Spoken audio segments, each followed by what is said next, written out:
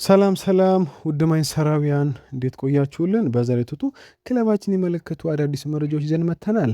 አብራችሁን ቆዩ ውድ ቤተሰቦች። እንደተለመደው ለቻናሉ አዲስ ከሆናችሁ በቅድሚያ ቻናሉን ሰብስክራይብ በማድረግ ቤተሰብ ሁኑ። አሁን ለቱ መረጃዎች አለፍን። አብራችሁን ቆዩ። ላለፉት ሳምንታት ከክለባችን ጋር ስሙ የተገናኘው ኤደርሰን በመጨረሻም ከክለባችን ጋር መስማማቱ ተገለጸ። አትላንታና ማንቸስተር በተጫዋቹ የዝውውር ክፍያ ጉዳይ ትላንት ሌሊት ከስምምነት መድረሳቸውን ፋብሪዚዮ ሮማኖ ሄርዊጎ ብሎ አበስሯል። ተጫዋቹም በቀጣይ ቀናት ወደ ማንቸስተር በመብረር ዝውውሩ ይጨርሳል ተብሏል። ማንቸስተር ራስመስ ሆይሉንድ በቋሚ ዝውውር ወደ ናፖሊ መቀላቀሉን ይፋ አደረገ። በክለብ ውስጥ ያሉ ሁሉም ሰዎች ለራስመስ የወደፊት ህይወቱ መልካም ነገር እንዲሆን ይመኙለታል ሲል ማንቸስተር ከሰዓታት በፊት በይፋ መግለጫ ሰጥተዋል።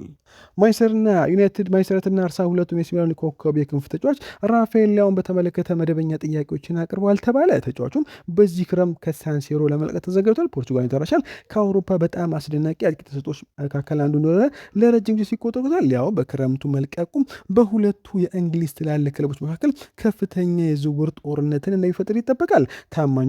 ታማኙ ኒኮ ሺራ ስለ ራፋኤል ዝውውር ያወጣው መረጃ ሁለቱ የፕሪሚየር ሊግ ግዙፍ ክለቦች ተጫዋቹ ሊገኝበት ስለሚችል የውል ስምምነቶች የፋይናንስ ሁኔታዎች ለመረዳት አስቀድሞ ከክፍል መስመር ተጫዋቹ ተወካዮቹ ጋር መገናኘታቸውን አረጋግጧል። ዩናይትድና አርሰናል በክረምቱ የዝውውር መስኮት ኤሲ ሚላን ለመልቅ ዝግጁ ሆነ እና በፕሪሚየር ሊግ መጫወት የሚፈልገውን ራፋኤል ሊያውን በተመለከተ መረጃ ጠይቋል። እስካሁን ግን ምንም አይነት መደበኛ ጥያቄ ለኤሲ ሚላን አላኩም ሲል ጋዜጠኛው ተናግሯል። ሊያው በእንግሊዝ ራሱን ለማሳየት ያለው ግልጽ ፍላጎት አርሰናልም ከፍተኛ እድገት ሰጥቷቸዋል። የክመሰር ተጫዋቹ የአውሮፓን ትላልቅ ክለቦች ፍላጎትንም ስበዋል።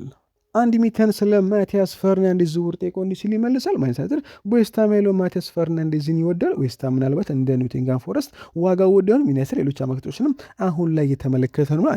አንድ ሚተን ስለ ራዲክ ቪቴክ በዩናይትድ የወደፊት ዕጣ ፈንታ ጠይቆ እንዲህ ሲል ይመልሳል። እሱ እንደሚሸጥ እጠብቃለሁ ብሏል። አንድ ሚተን ስለ ካርሎስ ባሌባም ጠይቆ እንዲህ ሲል ይመልሳል። ባለፈው መስከረም ጀምሮ ስለ ካርሎስ ባሌባ ምንም አልሰሙም። ምናልባት ተሳስቼ ይችላል። የማውቀውን ብቻ ነው የሚናገረው። አሁን ላይ ስለ ካርሎስ ባሌባ ምንም ነገር የለም ብለዋል። ስቴቨን ኤልስተን በወጣው ዘገባ መሰረት ማንቸስተር በሚቀጥለው ወር የታዳጊውን አማካይ ክርስቲያን ኦርዞኮን ዝውውር ያጠናቃል። ባለፈው ዓመት ዩናይትድ ኦርዞኮን በክረምቱ ወቅት እንደሚፈረም የሚገልጽ ቅድመ ስምምነት ከፎርታሌዝ ጋር አድርጓል።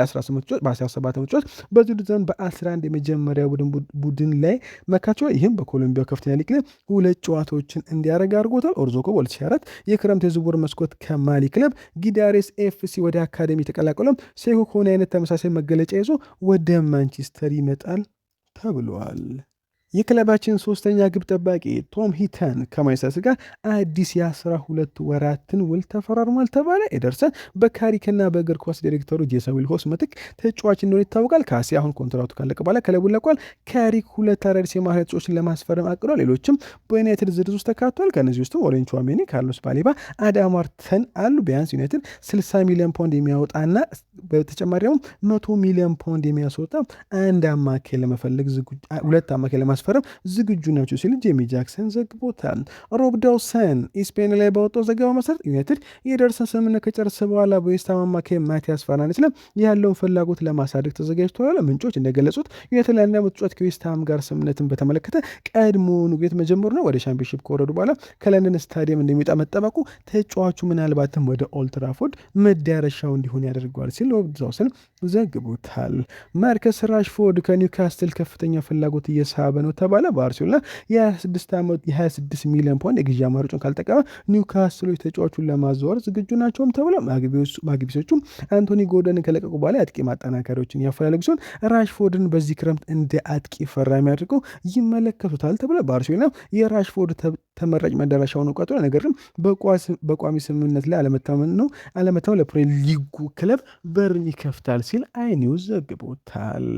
ከኤደርሰን በኋላ ማንቸስተር ቢያንስ አንድ ተጨማሪ አማካኝ እንደሚያስፈርም ይጠብቃል። ማኑኤል ጋርቴ ሊለቅ ስለሚችል 2 ተጨማሪ አማካኞች ይችላሉ። ለማቲያስ ፈርናንዴዝ ውይይቶች የተደረጉ ሲሆን ሌላ ዋና የመሃል ሜዳ ፈራሚም ይመጣል ሲል ፔቲሃል ዘግቦታል። ኤቨርተኖች ከክለባችን ጋር የተገናኙ ኢልማን ዳይን ዋጋ ባርሴሎና ለአንቶኒ ጎርደን 70 ሚሊዮን ፓውንድ ለዝውውር ከከፈሉ ጋር ለማቀራረብ ይፈልጋሉ ተብሎ ነገር ኤቨርተኖች አሁን ላይ ዳይን ለመልቀቅ ምንም ፍላጎት የላቸውም ተብሏል። ማንቸስተር ጀርመን አማካይ ፌሊክስ ኔሜቻን ወኪሎችን አሁን እያነጋገር ነው። ምንም እንኳን ጀርመን ጣፋንቶ ካርታውን ለቦሩሲያ ዶርትመንድ ቢሰጥም ወደ ፕሪሚየር ሊግ የመዘወር አሁን ሙሉ በሙሉ ከጠረጴዛው ላይ አልወጣም። እናም በዚህ ክረምት የሚደረጉ እድገቶች ዩናይትድ ወይም ሌሎች የእንግሊዝ ክለቦች የበለጠ ከባድ ግፊት ማድረጋቸውም ሊወስኑ ይችላሉ ሲል ስካይ ስፖርት ጀርመን ዘግቦታል። ማንቸስተር ዩናይትድ ሞርጋን ሮጀርስን በቅርበት መከታተሉን ቀጥሏል። ማይክል ካሪክ እና ጄሰን ዊልኮክስ ከተጫዋቹ ጋር ጥሩ ግንኙነት አላቸው። ጥያቄው ዩናይትድ በቂ ዋጋ አለው የሚለው ነው። ሌሎች የዝውውር ፍላጎቶችን ከግምቱ በማስገባት የሮጀርስ ዝውውር አሁን ላይ እጅጉን ገና ነው ሲል ዘ አትሌቲክስ ዘግቦታል።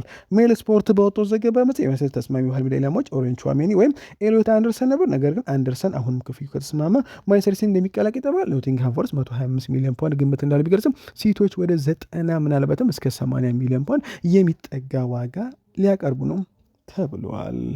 ማንቸስተር ዩናይትድ የተጨናነቀ የክረምት የዝውውር መስኮት ይኖረዋል ተባለ። የመሀል ሜዳው ቅድሚያ የሚሰጠው ጉዳይ መሆኑ ግልጽ ነው። ዩናይትድ 2 ተጫዋቾችን ማስፈር ይፈልጋል። ምናልባትም 3ኛ የመሀል ሜዳ ተጫዋቾችን ማስፈር የሚፈልጋል። እንዲሁ ወደ ግራ በኩል እያዩ ነው። ፓትሪክ ዶርጎ እንደ ግራ ክንፍ ተጫዋች ሆነ ከቀጠለም ወይም ዶርጎ ወደ ግራ ተከላካይነት ከተመለሰም በሁለቱ አንድ ቦታ ላይ አዲስ ፈራሚ ይኖራል። የዚርክዚ ወደፊት አፋንታ ለጥያቄዎች አሉ። አሁንም ዩናይትድ አጥቂ ምትክል ያስፈርም ይችላል ተብሎ በግብ ጠባቂ ላይም ጥያቄ ነሳ።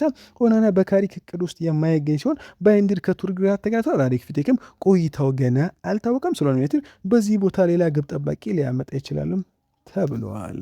ማንቸስተር ዩናይትድ ኒውካስትል የመስመር ተከላካይ ለማስፈረም እንቅስቃሴ ሊጀምሮ ተባለ። ማንቸስተር ዩናይትድ በዚህ ክረምት እስከ 50 ሚሊዮን ፓውንድ የሚገመቱ የኒውካስትል ዩናይትድን የግራ መስመር ተከላካይ ሉዊስ ሃልን ለማስፈረም እያሰቡ ነው ተብሎ የእንግሊዝ ተራሻል በኒውካስትል ቆይታው ራሱን እንደ ምርጥ ወጣት የመስመር ተከላካይ አድርጎ በማሳየቱ ጥሩ ስራ ሰርቷል። ትላልቅ ክለቦችም በቅርቡ ሃልን መከታተላቸውን ቀጥሎ ሃል ለኒውካስትል አንድ ጠንካራ ማሳዎችን አሳይቷል።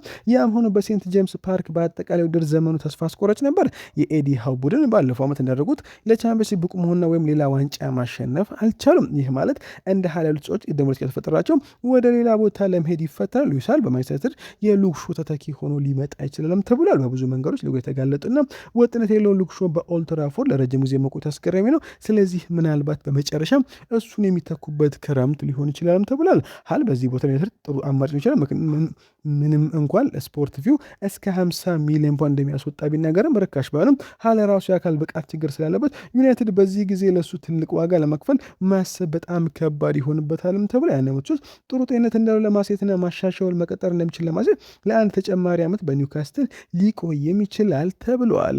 የማንቸስተር ዩናይትድ ዘጋቢ ስቴቨን ኤልሰም ስለ ሉዊስ ሃል አዲስ መረጃን ይዞ ወጥቷል። ባለፈው ሳምንት የኒውካስትል ተከላካይ ሉዊስ ሃል በዩናይትድ እንደሚደነቅ ጽፌ ነበር። ምንም እንኳን ማግቢሶቹ ከፍተኛ ክፍያ እንደሚጠይቁና ወጣቱን ተከላካይ ለፕሪሚየር ሊግ ተቀናቃይ ለመሸጥ ባይፈልጉም ሃል እስከ 2029 ድረስ በሴንት ጄምስ ፓርክ ውላለው። የኒውካስትል የፋይናንስ አቋም አንቶኒ ጎርደን ለባርሴሎና በቀን መሸጥ ከሸጡ በኋላ ተጠናክሯል። ስለዚህ ከሰሜን ምስራቅ እንግሊዝ ለመውሰድ እስከ 50 ሚሊዮን ፓውንድ ይፈጃል ብሏል። ዩናይትድ በሃል ላይ ወደ 50 ሚሊዮን ፓውንድ ለመውጣት ዝግጁ ይሆናል የሚላቸው ከጠቃችሁ የሉክሾ ረጅም ተተኪ ሆኖ ለመፈረም በቂ ተሰጥቷል። ነገር ግን ይህ በመሃል ክፍል ፊርማ ቅድሚያ የሚሰጠው የዝውውር መስኮት በመሆኑ ይህን ያህል ገንዘብ ለተከላካዩ ያወጣሉ ብዬ አላስብም ብሏል።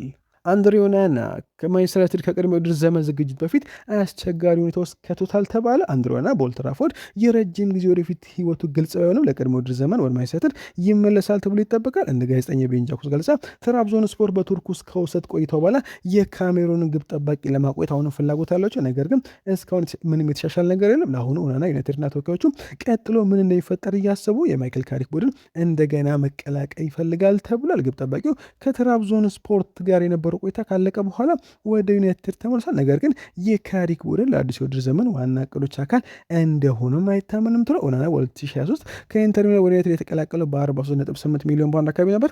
አንድሬ ኦናና በማንቸስተር ዩናይትድ ላይ ተጽዕኖ ማሳደር አልቻለም። ሲደርስ ትልቅ ግምት ነበረው። በተለይም በእግሩ ኳስ መጫወት ችሎታው ምክንያት ይወደ ነገር ግን ስህተቶችና ወጥነት አለመኖሩ በኦልድ ትራፎርድ ያለውን ነገር አበላሽቶበታል። ወደ ትራብዞን ስፖርት በውሰት መዘዋወሩ እንደገና የመጀመር ልሰውታል።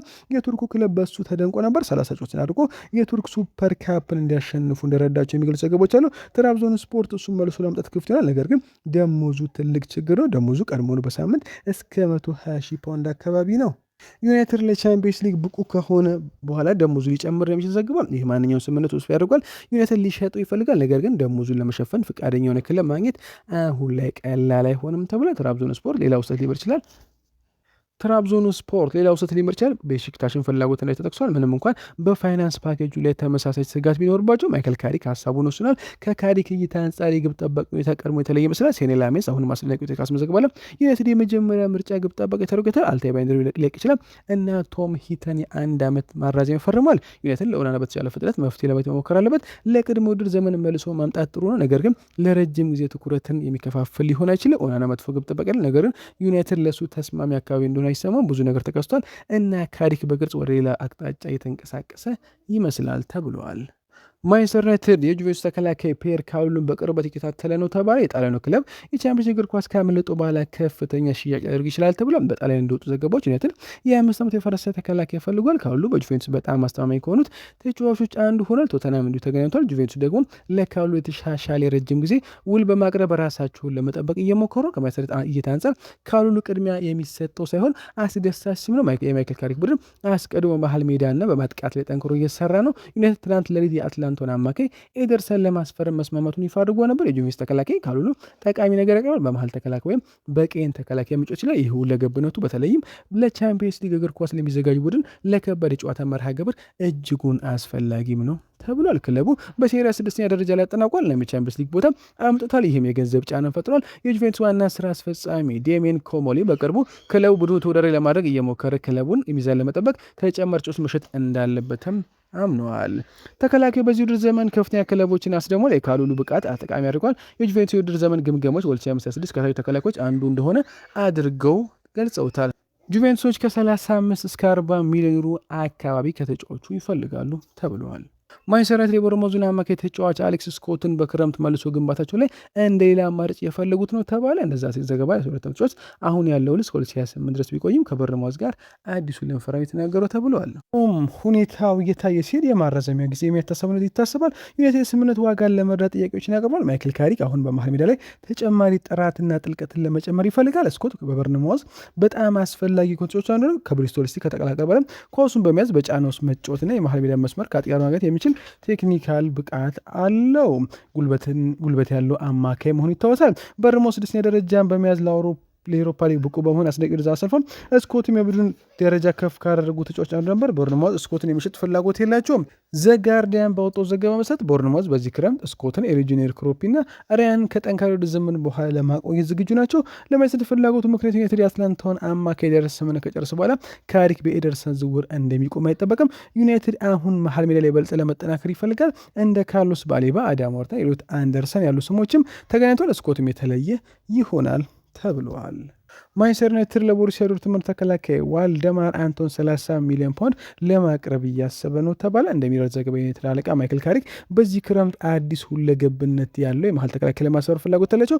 ምክንያቱም የቡድኑ ስካውቶች በቡንደስሊጋ የመጨረሻ ሳምንታት ውስጥ ጠንካራውን ተከላካይ በተግባር እንዲያዩት ወደ ጀርመን ተልኮ ነበር። ማንቸስተር ዩናይትድ ተከላካይ መስመሩን ለማጠናከር ሲፈልግ ዋልደማር አንቶንን ይፈልጋል። የዝውውር ፍላጎት የመጣው በማንቸስተር የኋላ መስመር ውስጥ እየጨመረ ባለው አለመረጋጋት ምክንያት ነው። የዩናይትድ ተከላካይ ጥኖች ሊሳንድሮ ማርቲንና ማቲያስ ዴሊት ወደፊት የዕጣ ፈንታ ላይ አሁን ከፍተኛ ጥርጣሬዎች አሉ።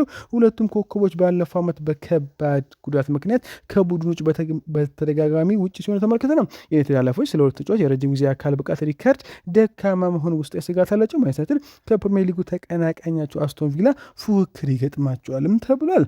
ዋልዴማር አንቶን በጀርመን አስደናቂ ተሳይቷል። በጁሊያን ናግልስማን ስር የመነሻ ቦታ ማስጠበቅ ለአንቶን ቀላል ስላልሆነም እሱም በመሀል ተከላካይ እጅግ በጣም ጠንካራ ውድድር ይገጥመዋል ተብሏል። አንቶን እስከ 2028 ድረስ ከዶርትመንድ ጋር የረጅም ጊዜ ውል ባይኖረም የቅርንጮች የሚያሳይ ከፕሪሚየር ሊግ ውስጥ የመጫወት የረጅም ጊዜ ምኞት አለው። ካሪክ አስተማማኝ ዘላቂነት ስላይፈልግ ወደ ኦልድ ትራፎርድ መሄድ ውድቅ ማድረግ የማይቻል ይችላል ተብለዋል። ማንቸስተር ዩናይትድና አርሰናል የብራዚል ኮከብን በ80 ሚሊዮን ዩሮ እንዲያስፈርሙ ተጠየቁ። ማንቸስተር ዩናይትድና አርሰናል የፖርቶ ሪኮ ተጫዋች ዊሊያም ጎሜዝን በቅርበት ከሚከታተሉ ክለቦች መካከል ናቸው። ነገር ግን በዚህ ክረምት ለብራዚል የሚደረግ ማንኛውም ስምምነት ቀላል አይሆንም ተብሏል። የዓመቱ ተጫዋች በፖርቱጋል አስደናቂ እድገት ካሳዩ በኋላ ሮማ፣ አትሌቲኮ ማድሪድ፣ ኒውካስልን ጨምሮ በበርካታ ክለቦች እይታ ውስጥ ሆኗል። ቼልሲም ተጫዋቹን ከሚከታተሉት የፕሪሚየር ሊግ ቡድኖች መካከል ተጠቅሷል። ሆኖም ፖርቶ ለመሸጥ አይጓጓም እና ድርድር ከማድረጋቸው በፊት ትልቅ ዋጋን የሚጠይቁ ይጠበቃል። የጎሜዝ ውል እስከ 80 ሚሊዮን ዩሮ የመልቀቂያ አንቀጽን ያካታል። ሳኦ ፓውሎ ደግሞ 20% ከዝውውሩ ያገኛል። የፖርቶ የድርድር አቋም የበለጠ ጥንቃቄ የተሞላበትም ያደርገዋል ተብሏል። ማንቸስተር የብራዚል የክንፍ ተጫዋች በቅርበት እየተከታተሉ ከማንቸስተር እይታ አንጻር ፍላጎቱ ለመረዳት የሚቻል ነው። የሚካኤል ካሪክ ቡድን የበለጠ የማጥቃት ጥራት ያስፈልጓል። በተለይም ተከላካዮችን ማሸነፍ የሚችሉና በሰፊ ቦታዎች ላይ ያልተጠበቀ ነገር የሚፈጠር ተጫዋች ማምጣት ይፈልጋሉ ተብሏል። በእንግሊዝ ያሉ ሪፖርቶች ዩናይትድ የጎሜዝ ሁኔታ ለመዋየት ወደ ፖርቱጋል ባለስልጣን ልኳል ብሏል። ምንም እንኳን እስካሁን ምንም አይነት መደበኛ ጥያቄ ባይኖር የዩናይትድ ጉዳይ የዋጋ ጉዳይ ነው። ፖርቶ ጎሜዝን በጣም ከፍ አድርጎ እንደሚመለከት ይታመናል። ዋን ፉትቦል ቀደም ሲል ፖርቶ በእንግሊዝ ፍላጎት መካከል ከ60 እስከ 70 ሚሊዮን ዩሮ ዋጋ እንዳስቀመጠም ዘግቦ ነበር። ይህም የዝውውር ምን ያህል አስቸጋሪ ሊሆን እንደሚችል ያሳያል። አርሰናል ፍላጎት ምክንያት ነገር ግን ትንሽ ከተለየ አቅጣጫ መልከት አለብን ተብሏል። ማንቸስተር ዩናይትድና አርሰናል ለ20 ተጫዋች ወደ 80 ሚሊዮን ፓውንድ የሚጠጋ ዋጋ መውጣት ሊኖርባቸው ይችላል ተባለ። ማቲያስ ፈርናንዴዝ በዚህ ክረምት ከዌስትሃም ዩናይትድ በከፍተኛ ሽያጭ ከሚለቅ ተጫዋች አንዱ የመሆን ዕድሉ እየጨመረ የመጣ ይመስላል። እንደ ጋዜጠኛ ቤን ጃኮብስ ገለጻ ዌስትሃም ፖርቱጋልን አማካይ ተጫዋች ባለፈው ክረምት ለሳውዝሃምፕተን ከከፈሉት 38 ሲደመር 4 ሚሊዮን ፓውንድ ተጨማሪ በእጥፍ ይፈልጋሉ ተብሏል። ምንም እንኳን ክለቡ በፕሪሚየር ሊግ ቢወርድም የሚጠይቁት ዋጋ ወደ 80 ሚሊዮን ፓውንድ ይጠጋል። ማንቸስተር ዩናይትድ ተጫዋች ለማዞር እያሰበ ነው። ፒኤስጂም ፈርናንዴዝ ላይ አይናቸውን ጥለዋል ተብሏል። ይህ ለዌስትሃም አስቸጋሪ ሁኔታ ነው። በአንድ በኩል የፈርናንዴዝ የውል ማፍረሻ የለውም። ስለዚህ ክለቡ በርካሽ ለመሸጥ አይገደድም። ዌስትሃም ዩናይትድ ለፈርናንዴዝ ሽያጭ ክፍት መሆኑ አሁን ላይ እርግጥ ሆኗል። ተጫዋቹ ገና 21 ዓመቱ ነው። ፈርናንዴዝ በግል ጠንካራ ዓመት አሳልፏል። ዘጋርዲያን ክለቡ በቅርቡ ጊዜ በሂሳባቸው ውስጥ 142 ሚሊዮን ፓውንድ ኪሳራ ካስመዘገቡ በኋላ ዌስትሃም ከተጫዋች ሽያጭ ከወረዱ እስከ 100 ሚሊዮን ፓውንድ መሰብሰብ ሊያስፈልጋቸው እንደሚችል መዘገቡ ይታወሳል። ፈርናንዴዝ፣ ጃሮድ ቦን፣ ሰመርቪል ሁሉም ፍላጎት ሊስቡ የሚችሉ ተጫዋች ተብሎ ተሰብ። ይህም ማለት ፍላጎት ያላቸው ክለቦች የዌስትሃም 80 ሚሊዮን ፓውንድ ከመጨረሻ ዋጋ ልክ የመነሻ ነጥብ አድርጎ ይመለከቱታል ተብሎ ማንቸስተር ፈርናንዴዝን በማይክል ካሪክ ዘመን የአማካይ ሜዳ ምርጫ ግንባታ አካል አድርጎ ይወደዋል። አርሰናል ደግሞ ዋንጫውን ላሸነፉ ቡድን ጥልቀት ሊጨምርለት የሚችል ሌላ ወጣት ቴክኒካል ተጫዋች አድርገው ይመለከቱታል ተብሎ የሁለቱ ክለቦች ፈርናንዴዝ ያለው ፍላጎት አስገራሚ አይደለም። የፈርናንዴዝ ቁጥሮች የእሱን ጉዳይ ይረዳሉ። ታይምስ በዚህ ውድድር ዘመን በ42 ጨዋታዎች 5 ጎሎችን ማስቆጠር ነው፣ 5 አሲስቶችን ማድረጉንም ዘግቧል። ይህም ለታዳጊ አማካዩ ጠንካራ ቁጥር ነው ተብሏል። ፖል ስኮልስ የዩናይትድ ተጫዋች የአርሰናል ዝውውር በመቀበል አስገራሚ ነገር ማድረግ እንዳለበት ያምናል። የማንቸስተር ሌጀንድ ፖል ስኮልስ ማርከስ ራሽፎርድን ወደ አርሰናል መቀላቀሉ ለሁሉ ወገኖች ትልቅ እርምጃ አድርጎ ማየት እንደሚችል አስገራሚ አስተያየት ሰጠ። የራሽፎርድ ወደፊት ዕጣ ፈንታ ማንቸስተር አስቸጋሪ ጊዜ ያሳልፋል። በአሁኑ ጊዜ በተወሰነ ደረጃ አጠራጣሪ። ይህም ባለፈው 1 ዓመት ተኩል ጊዜ ውስጥ ለአስቶን ቪላ እና ባርሴሎና በውሰት እንዲሰጥ ምክንያቱ ነበር። የእንግሊዝ ተረሻል ባለፉት ዓመታት ትልቅ ተጫዋች ነበር። ነገር ግን በቅርብ ጊዜያት ውስጥ በኦልድ ትራፎርድ ትንሽ መንገዱን ያጣ ይመስል ነበር። በዚህ ውድድር ዘመን በባርሴሎና የውሰት ጊዜ ቅርጹ እንደገና ማደስም ችሎ ነበር። ራሽፎርድ በኑ ካምፕ በቋመት ይቆይ እንደሆን ለማየት ይቀራል። አይኒውስ እንደሚጠቁሙ በእድሜውና በስምነቱ ዋጋ ላይ አንዳንድ ስጋቶች አሉ ተብሏል። ፖል ስኮልስ ስለ ማርከስ ራሽፎርድ እና አርሰናል እንዲህ ይናገራል። ይህ በጣም ጥሩ ዝውውር ነው፣ ለሁለቱ ወገኖች ጥሩ እርምጃ ነው ሲል ፖል ስኮልስ በዘጉድ ዘባድ እና በዘ ፉትቦል ፖድካስት ላይ ይናገራል። አርሰናል ለእሱም ሆነ ለክለቡ ጥሩ ዝውውር ይሆናል ብዬ አስባለሁ። ማርከስ ራሽፎርድ ወደዛ ቤት የተሻለ ይሆናል ብዬ አምናለሁ ሲል ተናግሯል። ራሽፎርድ በባርሴሎና ቆይታ 14 ጎሎችና 10 አሲስቶችን ማድረግም ችሏል። ውድ ቤተሰቦች ለዛ የነበረ ቆይታ በዚያ በቃ። መልካም ቀን። ቻናሉን ሰብስክራይብ ማድረግ አይረሳ።